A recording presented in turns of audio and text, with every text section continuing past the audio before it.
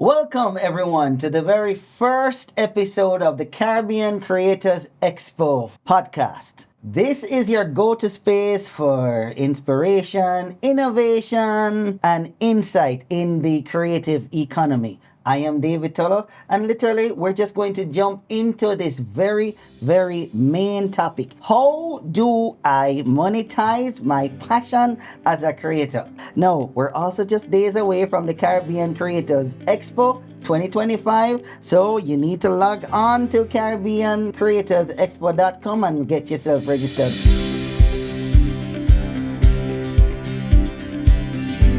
Let's jump into today's conversation with two incredibly dynamic creators.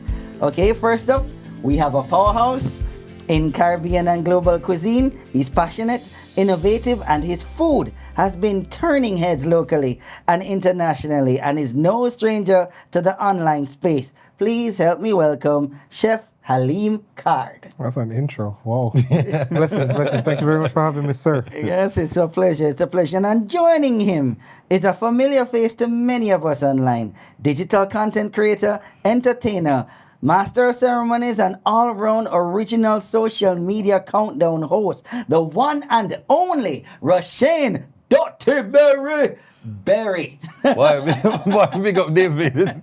Also, what an intro. Welcome, gentlemen. Good to have you. So let's just start at the beginning, starting from scratch, because what we want here is to inform and educate those viewing right now how and why they should be a part of the Caribbean Creators Expo, because a lot of people, especially now in the social media world, they are creating content but not so sure how to monetize digitally. I'm not talking about just entertainment. The food thing is coming on, stream fashion, that sort of thing. So we kind of want to help those who are just doing it for the sake of doing it. I'm going to start with Haleem first. What was that point when you realized that food was going to make you money? Now, I'm putting in a context because most of our parents tell us doctors, lawyers, accountants, but here in 2025, we've seen where the age has changed somewhat. Some of the more prominent positions now are the most unorthodox. So when did you realize that you were actually going to make money and can make money from cooking? I remember straight out of high school, my mother and my father were on the veranda, and it was after CXE results came out, and they were just like, all right, what is this? My CXE results weren't so favorable. I was always very good with my hands, but when it came on to pen and paper and books, not so great. So I decided that I wanted to run with my passion, and then I sat on the veranda there, and my father said, all right, you're going to come to the family business and thing, and I looked at my father, who wasn't, the most present when I was growing up. So in that moment, I said, Dad, I respectfully decline your offer. I want to go and be a chef. He said, you want to go and cook? You want to go and, if you want, you can make your cornmeal dumpling and make your lunch so you can come and work at the factory. Nah, I'm not going to do that. And my mother, reluctantly, who had actually trained as a chef, she was in the very first batch of students at Hearts with Runaway Bay. And mommy said, all right, you want to go and cook? She actually made a phone call when I was younger, when I was in high school, and said, the boy said he want to cook, Before I waste my time, I waste my money. See what him can do. See if him actually like it and understand what it is. They put me on the fryer. Ventilation was crazy, or the lack thereof. And I was in that commercial kitchen, and they put me between 2 fryers, an oven, and a range of stoves that went a full stretch, like 7 burners. Hot. And that was after this little uptown boy take the bus, go down to Parade, walk from Parade down to Conference Center, and then in the reverse to go home. At that point when I realized, okay, I actually want to do this. This is something that I really and truly want to do. It wasn't ever about a monetary value, to be very honest with you. It turned into that. That's that point, That point when I said, all right, I can make money out of this. I was doing designer cakes, actually. I had done a course with Forever Sweets. And after I said, all right, I can try this little cooking thing. I started out, and then I said, all right, I can get a little bit of training. I started doing some work with Chef Oji Jajo, my first mentor. A very good friend of mine. An amazing chef. And at that point, I said, all right, this is something that can actually make sense. I can take it on as a career. And after a while, it became a salary. And then after a salary, I realized that I had a personality for true, and like I could mix this with the food. Food was great, personality was great, and then I became somewhat of a social figure, I would say. Chef Card, yeah, we all know him. One chef card, correct. One chef card, Yeah, correct. see, that's it. It became it took its literally its own person and its own personality. Haleem and Chef Card are two very different people. I know. Very, very, very different people. Haleem is my church brother, so I know. Correct, Yeah. correct. So with that said, Chef Card, he's an whole. He's not great. Very, very no nonsense. Know exactly what it is that he wants. But the mix came into understanding what earning needed to be in order to live your life. Unfortunately, we're in this life and have to pay bills until we die. And it became second nature because of the supply versus demand. At the time, being a chef wasn't the most popular thing, and to be honest with you, it's just seen as slave work. You are cooking for people, and I would say was one of the chefs in the industry a couple of years ago, apart during that turning point, that introduced a different part of the landscape when it came on to the culinary scene, and it pushed, it worked, it really clocked, and it caught on. All right, so Rasheen, I've known you for a little over a decade now, and but before I knew you because of the voice, yeah? So Rasheen used to come on, and it was all about Tessan at the time, and I think you also amplified Tessan to us a lot more. I mean, some of us grew up with her in Little People and from those days, but you took it to a totally different level. But when did you realize that this could actually have been monetized? Actually, from my fans, from my supporters. So typically grew up, I was more like the bookworm in school, and so I went to UE to become a doctor. Right. I would have become a Dr. Berry, but then I always very much listened to a little inner voice, and somehow around that time you spoke about the turning point. I was just there doing a lab, Bunsen burner, test tube, everything. And it's like, man, I said, something just click. Me, I look at everybody just look like them in them right environment. I mean, I look around and I say, I feel a little Dexter's Lab spirit here. I feel it, I connect. I literally asked for a sign.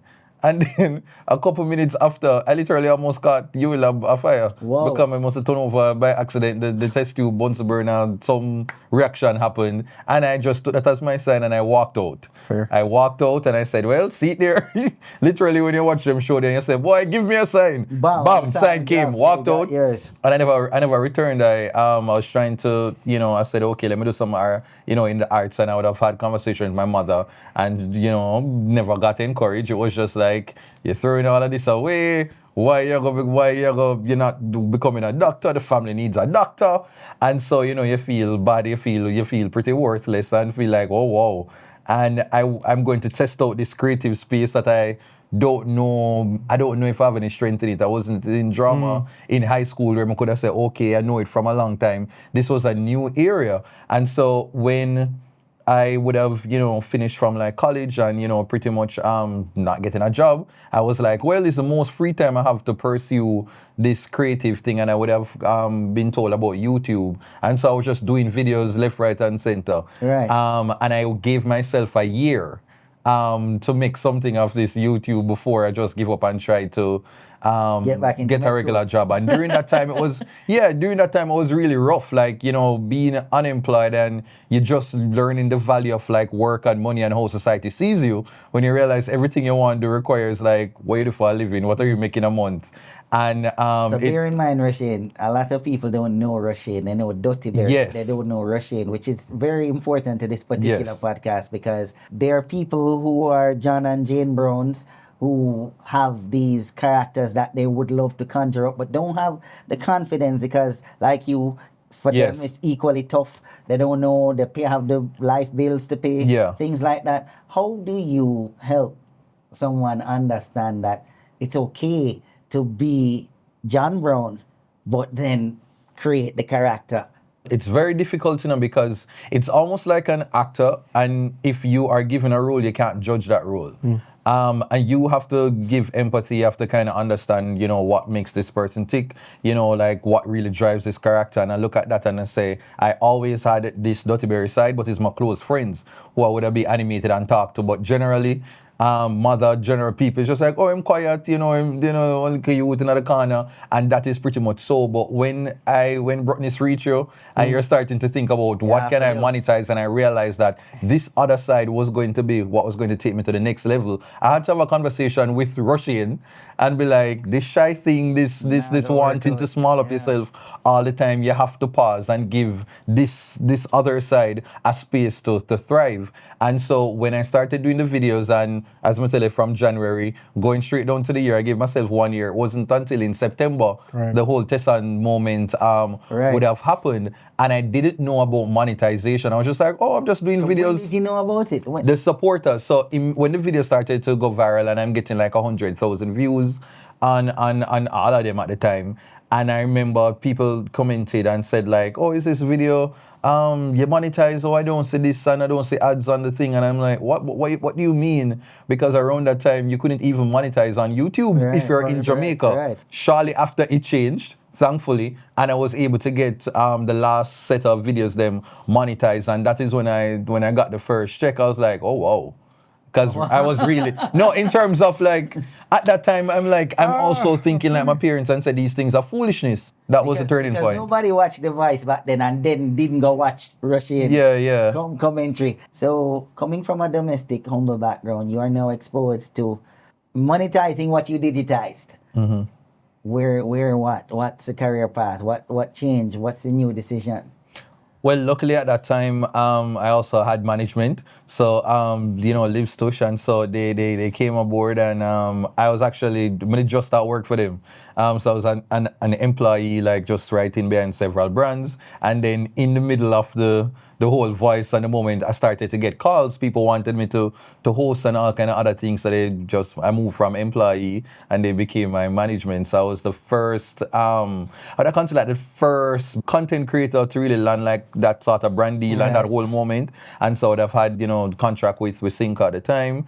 And so that did what it needed to do. And I had a national commercial and several opportunities. And, I had my moment on stage, laugh it off, with, Oliver Meir and all of that was good. And so many other opportunities that came from that moment. And so for me now, I also understood the value of like YouTube and that platform now. Because now it wasn't just like, no, it was like, all right, the structure. Yeah, like half of it, the structure, because now, if you want to cover certain bills for the month, you have to put out a certain amount of videos and to get a certain amount of reach so you can kind of take care of your lifestyle. Mm-hmm. All right, so, Haleem, for those that's watching now, who probably going to record themselves cooking a dish or so, but not sure how that can be monetized, how do you encourage someone like that to continue?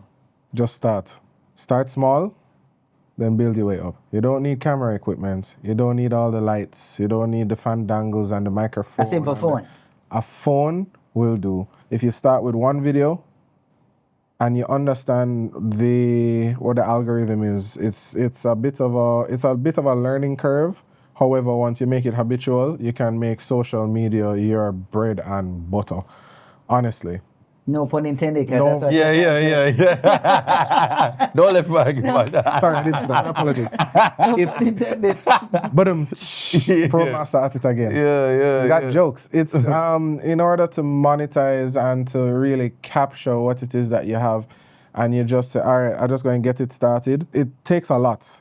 And for a lot of people, in order to do it well, you actually need somebody to manage your social media. It's honestly, it's a job in and of itself. Yeah, so I realize that job has command stream there, social media managers. Yes, so what I love about socials is really and truly, it's opened up a huge market for jobs everywhere. Social media is actually how the World Cup found me. I didn't apply for it at all. A lot of people say, oh, how you know these people? I have no clue who they are. I got a DM on Instagram. I thought it was a scam. And it turned out to be the greatest moment of my entire life, personal and in my career. The biggest opportunity that most people don't, not a snowflake's chance in hell they would be able to get. And social media did that. I could have, cooked so great and no more. And there's so many chefs in Jamaica and internationally that don't get the credit that they deserve, for example. I say it all the time that I'm great and not so great, but at the end of the day, I cook shop. I don't eat restaurant food. I don't go out to eat. You know where my favorite, shameless plug, Chicken and Things, Shoutwood Road. My favorite place to eat is right up the road from me. And the things that they have done, for example, with their social media and with the reach that they have through the marketing is everywhere. Just creating a brand, developing what it is that you know you want to do. And that's actually what's the most important part. If you're not pouring your heart and soul into it, you're going to get lost by the wayside. But at the end of the day, now it's so much easier right now because of people, for example, like Roshane, like myself, who started doing these types of things and paving the way. Yeah, you're welcome, guys. Essentially, is what I'm saying. It's easy now because everybody can have the opportunity of their 10 minutes of fame, and that 10 minutes of fame can turn into a brand deal, like, just because of your reach. Or overnight, somebody can become a viral sensation. Sure. We've seen it happen. We've seen it happen time and time So, again. Roshane, the person who just fooling around, because a lot of people since your stint have started fooling around, and there are a lot of people who've come from that. Yeah. What about the guy who is not as confident or probably only getting like 10 likes or 20 likes? How do you encourage someone like that? Do you actually have an innate talent, an innate skill, and an innate ability to really connect with an audience? Because I find a lot of persons. So it doesn't work with just the love. You have to have some talent. Similar to like if you go into certain areas, everybody on the street, I got tell you, say, them are the next big dancehall artists. And each of them just say it and have like each of them are gonna say that. But when you get down to it some don't know the history of even music, them don't know nothing, them not interested in all of these other things, but yet still they just want to be in the space because they feel like they're supposed to. I'm of the view like the first thing is to, do you have an ability? I thought when at the time when I was doing the test and stuff, it was a fluke because I'm said hydrogen, helium, beryllium, nerdy science kid back then. And so when I would speak on camera and do that box cover thing, I thought it was just a random act and it won't happen again. So each week was a new test for me to say like, oh, so by the end of it, and surprisingly, test on one, and I was just like, whoa, that's kind of crazy. That was like my practice. It was like a SBA week to week that was allowing me to develop confidence and kind of hone in the skill. And so once, so through that I recognized and say, that first thing, it was my ability to take stories, like good at storytelling. So I could take something that was complex, break it down in a way that is very engaging, and the audience can draw it from it. So I would say identify that you actually have that innate ability, and then it's the packaging. How do you identify? Sometimes you don't know, but think about the things that what people come to you for. And sometimes your friends have an idea, like you won't realize. You will be telling yourself, say, I am going to be a pediatrician. And every time when somebody needs to go someplace, and you them ask and say, can you help me put together the outfit here? And they'll say, yep. And nothing would click or something, somebody, a Sunday dinner, and them say, okay, I can something then you look about the bodies, stew peas and whatever. And you sit down and be like, boy, I'm not have it in a way I'm gonna do. And your talent is right there, but for some reason, you can't see it. And you know what's often, as a creator, sometimes we carry on the same things from our parents. We don't respect some of these creative skills. Correct. And so for me, I also was looking down on, you mean, you look at YouTube and you look at something there. And so it's during COVID I realized that I was ahead of the curve and I was actually working from home. Correct. It's when I was continuing by my regular program and then everybody else have free time in his home to me. I'm like, wait. Oh, I was working from home all along before this was a thing. And so that is what I say. Ask your friends, do a deep dive to actually, really assess what are your talents. And once you recognize what they are, then you do the research. So I know, say, I wanted to do YouTube, I had to learn how to edit and then figure out where am I going to showcase this talent. For me, it was YouTube. I know for others, it might be TikTok, Instagram, other platforms. So both of you've now started, you're on your journey well into your career. What were some of the strategies that you used to move from just a passion to something more?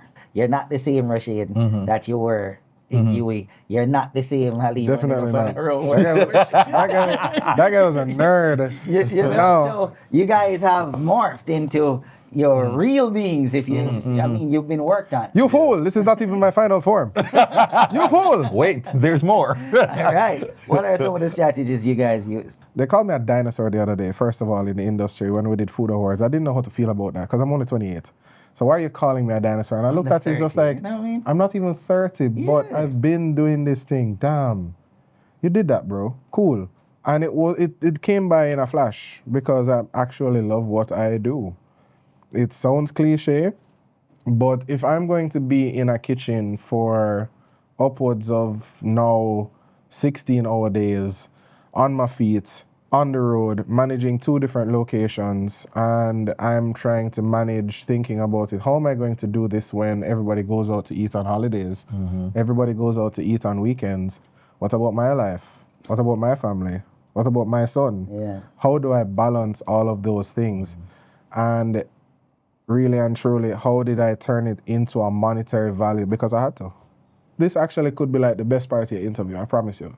The most amazing part of it is, honestly, food gave me everything in my life, but food also took everything away.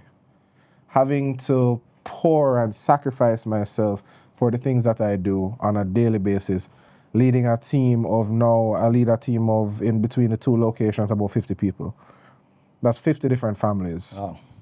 That's 50 different incomes. That's 50 different households. You definitely made your craft about survival. Had to.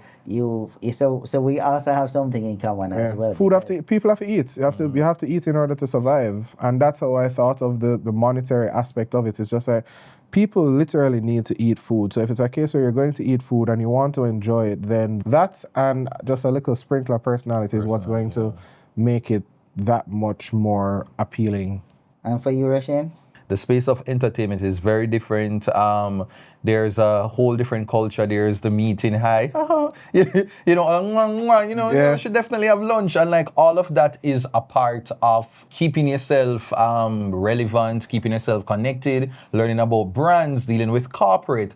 All of that was a major adjustment and just realizing that I couldn't just do things when I loved it. Or when I felt like it. Because, working with a brand and I'm like, usually, when I feel inspiration, I do this video. And when it's there and it's naturally. Deadlines, yeah? No, when somebody come on and they're like, yeah, man, we get 3 to 5 days, we need to see something, no draft, and then you have to write the whole of this and script out. I was like, man, I'm going to just go off of the top of my head and just walk out. And so when I had to adjust to that, it was really difficult. But I know I have some more structure in place. And so one of the things was like understanding the audience.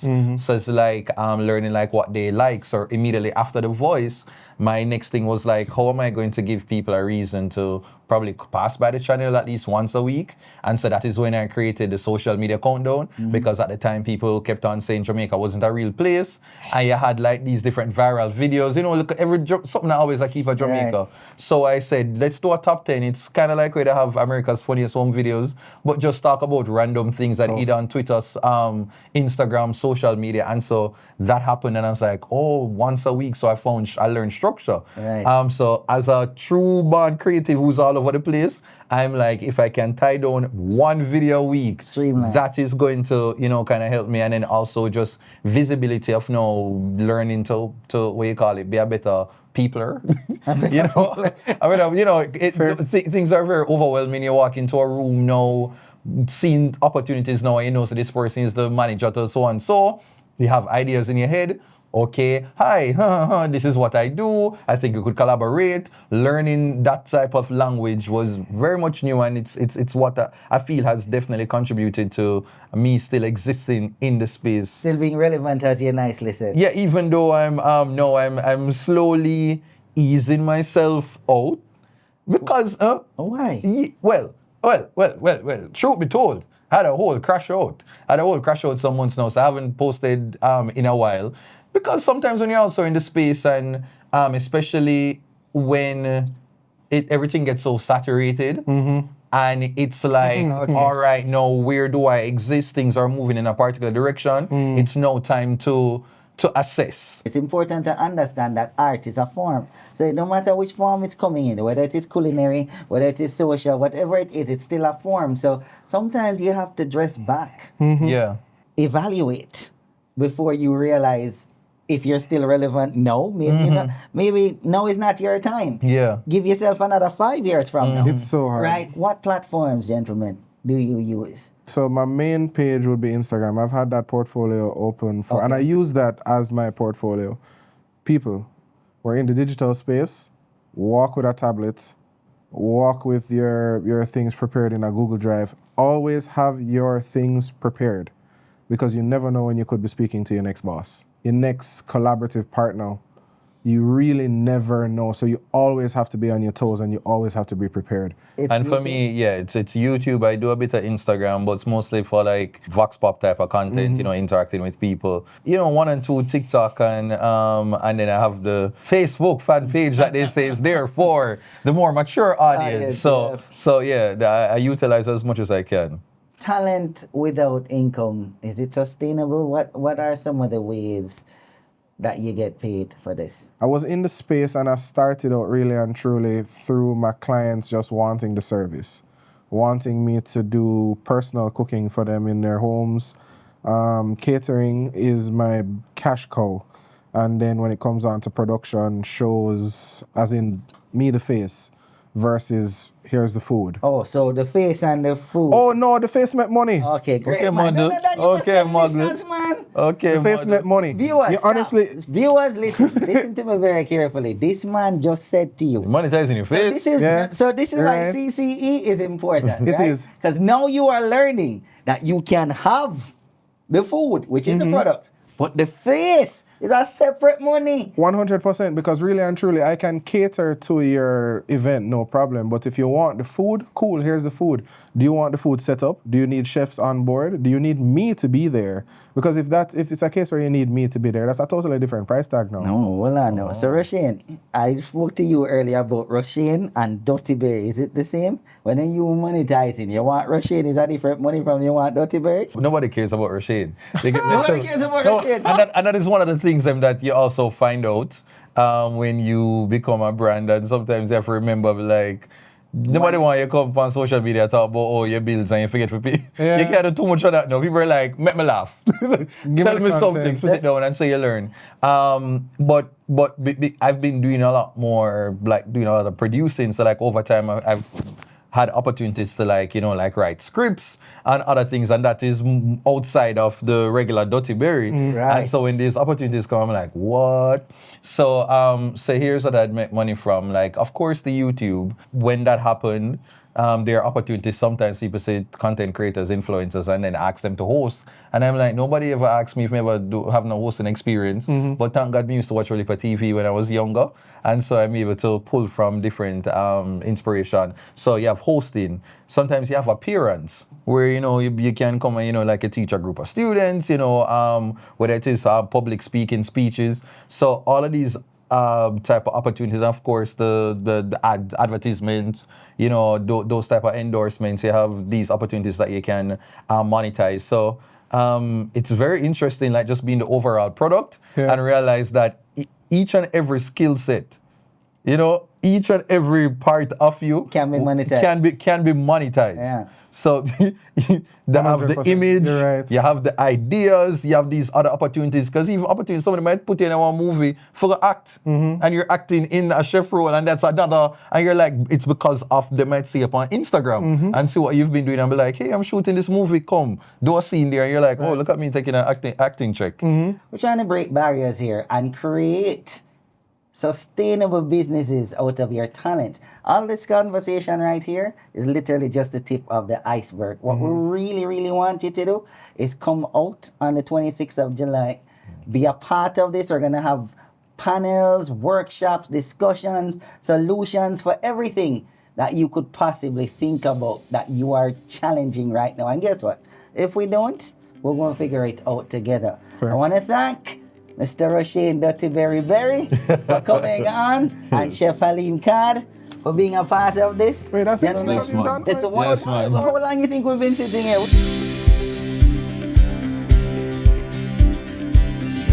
I want to remind you, viewers, that on the 26th of July, the expo is free. Free. All you have to do is register, right? And it's virtual, right? Free and virtual. What better you can get as Rasheen said, you can stay at home and work, right? Because you will be working with us as we are working with you. Want to be with you guys and share with you. So looking forward to see you then. And yes, I'm supposed to be hosting. So see you soon. Click your back.